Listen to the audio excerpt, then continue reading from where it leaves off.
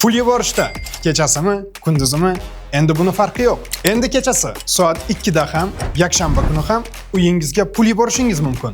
Bank ochilishini kutmaysiz, navbatda turmaysiz. Hech kimga iltimos qilishingiz ham shart emas. Yubormobil ilovasi 24 ga yetdi. Sizga erkinlik beradi. Istalgan vaqtda, istalgan joyda bir necha soniyalarda pul yuboring. Siz ishlayotganingizda ham, dam olayotganingizda ham, kechasimi, kunduzimi farqi yo'q. Pulingiz uydagilaringizga bir zumda yetib boradi. Endi pul jo'natish har doim siz xohlagan paytda. Yubor qulay, xavfsiz va ishonchli ilovadir. Birovni onasini so'ktirib qo'yadigan bola bilan o'tirib bitta dasturxondan non tuz yemaydi. Tushundilaringmi? Bugun Samandar Tank va Gold o'rtasidagi vaziyat yanada keskinlashdi. Farruh akam bilan Gold intervyu qilgan, videosini qo'ydim, meni gapirgan. Samandar o'zini Gold va Farruh akaning intervyusida tilga olinganini da'vo qilmoqda. Men bilan Dakansa ketadigan bo'lsang, liboying yutkazasan, aytib qo'y. Kerak bo'lsa keltirib berish kerak bo'lsa keltirib beramiz. Biroq bunga javoban Farruh aka vaziyatni chiroyli va vazmin tarzda munosabat bildirdi. Men maymun hozir rostdan kelsam janjal holati, chunki bundan atrofidagi bitta ikkita cho'tlar foydalanyapti. O'sha cho'tlarni haligacha chaqiramiz, bir paytlar zadni berib qochgan odamlar. Bugun Samandarni ayblaydigan insonlar va unga vizib tashlaydiganlar juda ham ko'p. Undan keyin menga vizib tashab yurgan o'zbekistonlik vatandoshlarim, sportsmenlar.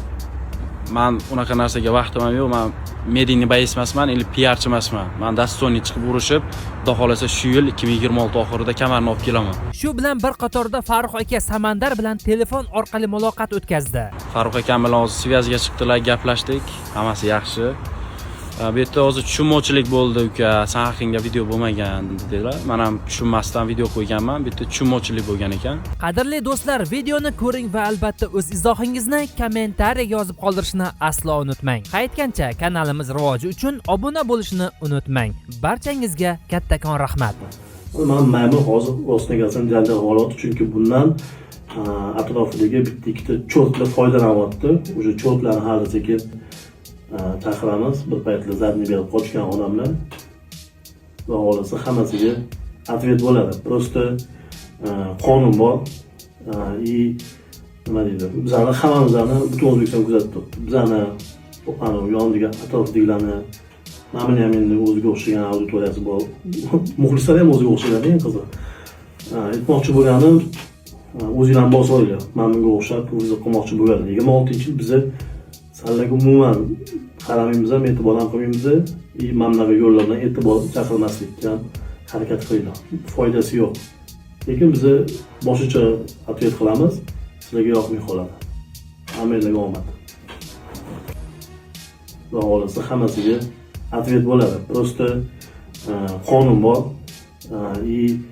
Nima deydi? Bizlarni hammamizni butun O'zbekiston kuzatib turibdi. Bizlarni yoniga atrofidagilarni mana ham endi o'ziga o'xshagan auditoriyasi bor.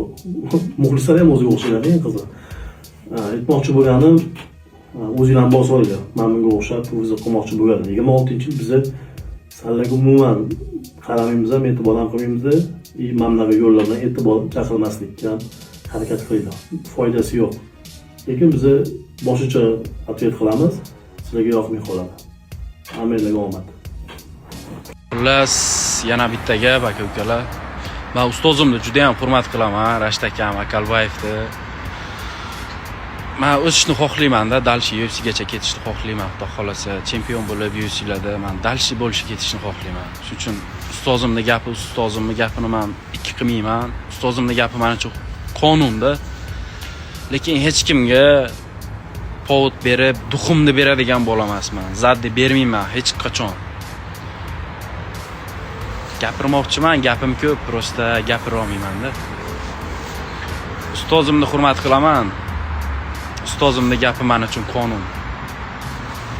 Sog' bo'linglar.